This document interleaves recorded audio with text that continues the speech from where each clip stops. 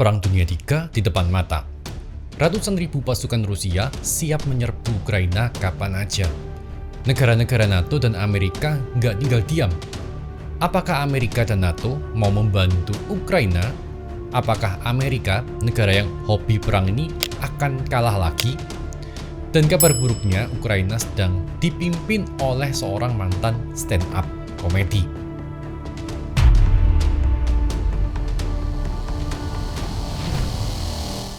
Investasi saham global mulai dari $1 aja di GoTrade. Pakai kode undangan ini dan dapatkan $2 gratis.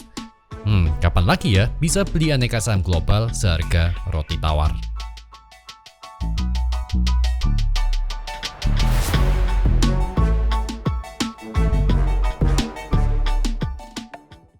Ya, stand up komedi. Ini nggak salah guys. Nah, kali ini kita akan bahas tentang potensi Perang Dunia Ketiga yang medan perangnya terjadi di Ukraina. Nanti kita akan bahas juga apa yang bisa kita lakukan dan apa yang bisa kita investasikan kalau dunia beneran masuk ke dalam kondisi perang.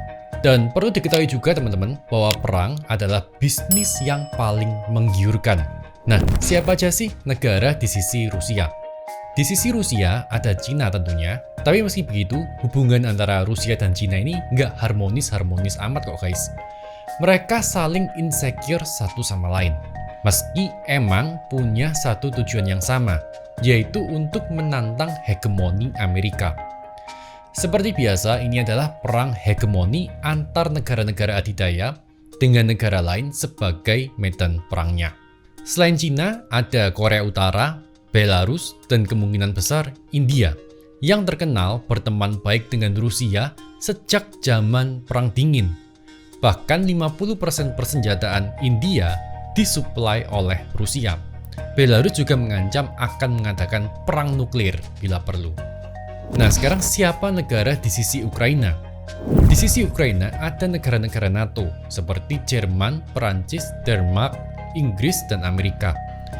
Tapi negara-negara NATO belum tentu mau all out bantu Ukraina, karena Rusia akan mengancam menghentikan pasokan gasnya pada negara Eropa. Nah, sebagian besar negara Eropa masih mengandalkan pasokan gas dari Rusia. Rusia mengancam mematikan pasokan pipa gas Nord Stream kalau negara-negara NATO membela Ukraina. Amerika juga belum tentu mau all out karena mereka juga masih dalam tahap recovery setelah perang panjang di Afghanistan. Juga Partai Demokrat yang sekarang partainya Joe Biden nih juga bukan sebagai partai yang suka perang dan lebih suka menyelesaikan masalah dengan jalur diplomatik. Nggak lengkap kalau kita nggak bahas sejarah singkat tentang Ukraina ya guys. Ukraina adalah negara baru pecahan Uni Soviet yang merdeka di tahun 91. Ibu kotanya adalah Kiev. Dan kalau teman-teman tahu, Chernobyl, pembangkit listrik nuklir yang meledak itu, ada di Ukraina. Ukraina boleh dibilang adalah negara muda dan baru dipimpin oleh 5 presiden. Dengan presidennya saat ini adalah Volodymyr Zelensky, mantan komedian yang terpilih menjadi presiden. Nah, apa maunya Rusia? Kok sampai ngajakin perang? Rusia mau NATO dan Amerika nggak memasukkan Ukraina dalam negara NATO. Apalagi sampai memasukkan Ukraina sebagai negara Uni Eropa. Karena Rusia masih menganggap Ukraina ini sebagai negara bekas Uni Soviet. Bahkan emang di beberapa bagian di Ukraina masih digunakan bahasa Rusia. Contohnya di daerah konflik Donbas. Daerah ini dikuasai oleh orang-orang keturunan Rusia yang sekarang ingin memerdekakan diri, yang didukung oleh Rusia juga. Rusia maunya daerah ini mengadakan referendum. Nah, ceritanya nih, Ukraina udah lunak, mau mengadakan referendum. Tapi harus sesuai dengan peraturan negaranya. Dan dengan satu syarat, pasukan Rusia, meninggalkan perbatasan. Tapi syarat itu ditolak mentah-mentah oleh Rusia, ditolak oleh Putin. Rusia minta diadain referendum dulu, untuk pilih tetap stay di Ukraina atau memperdekakan diri. Nah, setelah itu baru pasukan Rusia pulang. Tapi ini ditolak juga oleh Ukraina, hingga terjadi deadlock sampai hari ini. Nah, kenapa Rusia ngotot banget agar Ukraina gak dijadikan anggota NATO? Vladimir Putin adalah seorang ahli perang, mantan agen KGB juga. Nah, secara peta geopolitik nih, dia tahu kalau Ukraina adalah buffer zone, batas atau bantal antara negara NATO dan Rusia. Karena ada Ukraina, Rusia nggak head-to-head berbatasan langsung dengan negara NATO. Rusia juga bukan negara yang mudah dilindungi, karena daerahnya sangat luas dan dingin. Perang yang berlangsung di tanah Rusia akan memakan biaya yang sangat tinggi dari dua belah pihak. Tapi kalau negaranya berbatasan langsung dengan negara Eropa, yang ditakutkan adalah ideologi dan pola pikir Eropa yang masuk ke Rusia. Karena kita tahu Rusia ini kan negara komunis, dan negara-negara Eropa cenderung lebih liberal dan demokratis. Meski begitu, paham komunis di Rusia juga sedikit beda dengan negara seperti Korea Utara dan Cina. Kalau Korea Utara dan Cina hanya punya satu partai. Meski komunis, Rusia menganut paham ekonomi kapitalis. Jadi Ukraina akan jauh lebih baik kalau dijadikan boneka atau negara pro-Rusia. Nah, sekarang coba kita bahas strategi masing-masing negara ya. Gimana strategi dari Rusia? Rusia udah lebih dulu melancarkan serangannya secara covert, hingga berujung pada aneksasi Crimea. Nah, pada masa konflik pemerintahan Ukraina yang dipimpin oleh Viktor Yanukovych, presiden yang sebelumnya, diam-diam Rusia memasukkan agen untuk mendukung kepala pemerintahan Crimea memerdekakan diri. Di Crimea, sejak dulu juga sudah ada pangkalan militer Rusia yang disewa dari Ukraina. Misi di Crimea sukses besar, dan Crimea menjadi daerah otonomi Rusia. Mantan Presiden Viktor Yanukovych beserta seluruh jajaran pemerintahannya kabur. Daerah konflik seperti Donbas sekarang menjadi kartu asnya Rusia. Daerah ini memang dibikin konflik karena mau dijadikan alat negonya Rusia untuk menahan hegemoni NATO dan Amerika. Dan agar Ukraina mau dijadikan negara boneka yang pro-Rusia. Dua daerah ini, Crimea dan Donbas, adalah sumber pemasukan utama dari Ukraina yang saat ini udah terputus. Padahal, dua daerah ini mendatangkan uang yang cukup banyak, pemasukan yang besar bagi Ukraina, karena ini adalah daerah industri. Kemudian gimana strategi Ukraina? Ukraina ini sebenarnya cuma pingin satu hal, dimasukkan NATO. Di mana hampir mayoritas penduduknya yang berbahasa Ukraina ingin Ukraina masuk sebagai anggota NATO. Ukraina juga udah memperbarui persenjataannya yang didapat dari Amerika dan mengajak semua rakyat di usia muda untuk bergabung dalam perang secara sukarela. Gimana dengan kekuatan di kedua sisi? Pemimpin Rusia, Vladimir Putin, adalah mantan agen rahasia dan ahli perang. Di sisi Ukraina, presidennya adalah mantan komedian. Kalau kekuatan militer antara Ukraina dan Rusia, jelas jauh banget ya. Jumlah total pasukan Ukraina cuma 1 juta, sementara Rusia ada 3 juta, dengan peralatan yang serba canggih.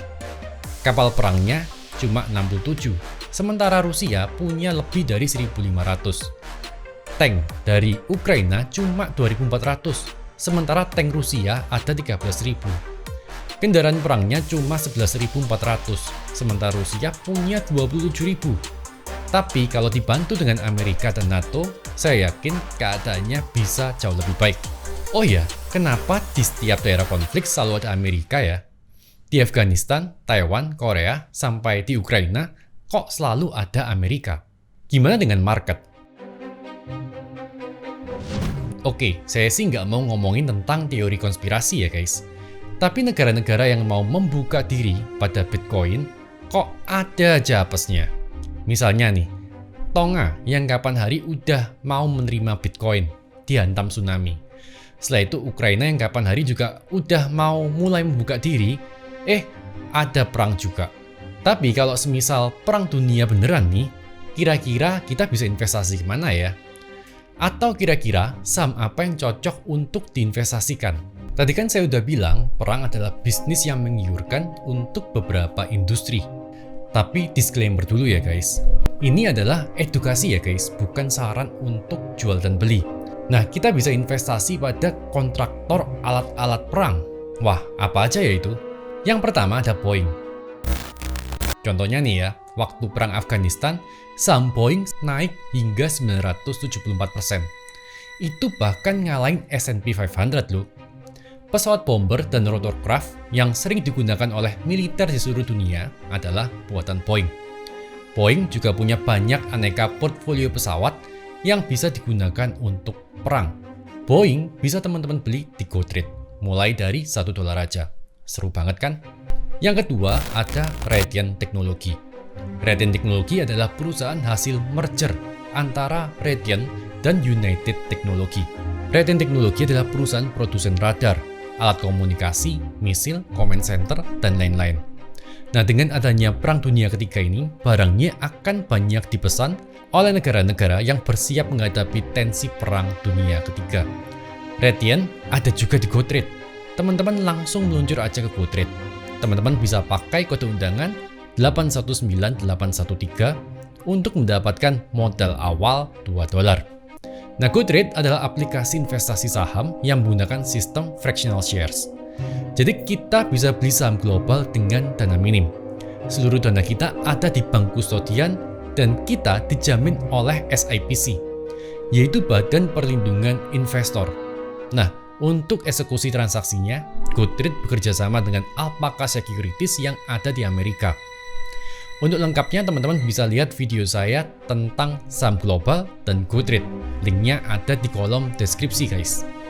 Yang ketiga adalah Lockheed Martin. Sejak 2012 kemarin, saham Lockheed Martin naik 1.200% lebih. Kalau teman-teman beli $10.000 di tahun 2001, maka hari ini bisa berharga $130.000 lebih. Lockheed Martin juga adalah produsen misil, alat perang, onderdil, dan pesawat perang yang digunakan oleh Amerika seperti F-16, F-21, F-35, dan Nighthawk juga adalah buatan Lockheed Martin. Yang keempat ada General Dynamics. General Dynamics adalah perusahaan rekanan militer Amerika. General Dynamics juga memproduksi Gulfstream G700. General Dynamics adalah perusahaan kontraktor pertahanan negara terbesar kelima di Amerika dan terbesar keenam di dunia berdasarkan sales. Oh ya, di GoTrade kita juga bisa beli saham Amerika dengan mudah. Tinggal pilih aja mau beli saham apa. Lalu teman-teman tinggal klik buy. Untuk depositnya, teman-teman bisa deposit melalui transfer antar bank, Dana, ataupun GoPay. Kalau teman-teman perlu tutorial lengkapnya, bisa nonton video yang ini. Yang kelima ada Northrop Grumman. Northrop Grumman adalah salah satu produsen senjata dan teknologi militer. Perusahaannya juga menerapkan buyback strategy. Northrop Strategy juga mempunyai kontrak sebesar $2,6 miliar untuk agensi pertahanan misil Amerika. Yang keenam ada Huntington Ingalls Industries. Huntington membuat kapal dan kendaraan perang untuk Angkatan Laut Amerika, termasuk kapal bertenaga nuklir. Nah, saat ini Huntington punya backlog pesanan kapal yang banyak banget yang menjamin cash flow perusahaan. Huntington juga menjadi pemenang tender Departemen Pertahanan Indo-Pacific Strategy. Yang ketujuh ada Booz Allen Hamilton Holding Corp. Atau dengan tikernya BAH. Nah, teman-teman juga bisa cek di GoTrade. Booz Allen Hamilton menyediakan jasa konsultasi penyediaan teknologi untuk pemerintah Amerika. Dengan meningkatnya tensi perang, pemerintah Amerika pasti menambah peralatan untuk cyber security. Karena perang sekarang nggak harus dilakukan di darat, tapi juga secara cyber. Seperti yang dilakukan Rusia waktu menyerang industri finansialnya Ukraina. Yang kedelapan ada BWX Technologies. BWX Technologies ini menyuplai kapal selam dan kapal induk Amerika dengan reaktor nuklir. BWX terakhir mendapatkan kontrak sekitar $2,2 miliar dari Angkatan Laut Amerika. Yang kesembilan ada L3 Harris Technologies. Ini adalah perusahaan aerospace dan defense company yang sering dipakai oleh Amerika. Nah, teman-teman juga bisa investasi di perusahaan energi oil dan gas.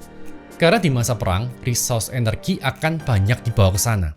Nah, jadi ada banyak banget ya pilihan saham yang bisa kita beli di GoTrade. Gimana dengan endgame Rusia dan Amerika? Endgame-nya nih, menurut saya, bisa aja Ukraina akan terbelah menjadi dua. Menjadi daerah barat yang dikuasai oleh Ukraina yang mayoritas masyarakatnya berbahasa Ukraina, dan daerah timur yang mungkin bisa dikuasai oleh Rusia yang mayoritas masyarakatnya memang berbahasa Rusia. Persis banget dengan yang terjadi di Siprus, di mana negara ini akhirnya terbelah menjadi dua, menjadi daerah yang dikuasai oleh Turki dan Yunani. Tapi itu menurut saya sih. Yang pasti, semua negara besar sedang bersamaan memainkan bidak-bidak caturnya. Mulai dari Cina yang juga memainkan bidak caturnya di Falkland Island, membela kepentingan Argentina di situ, rebutan dengan Inggris nih ceritanya. Dan India yang harus memilih kawan, NATO atau Rusia, karena 50% persenjataannya disuplai oleh Rusia. Tentunya, konflik di Ukraina ini juga dimanfaatkan sebagai decoy, atau peralihan isu di daerah Asia Tenggara atau Laut Cina Selatan. Update waktu video ini dibuat, katanya Putin menarik pasukan. Tapi jangan terlalu dipercaya, karena ini hanyalah langkah permainan bidak-bidak catur.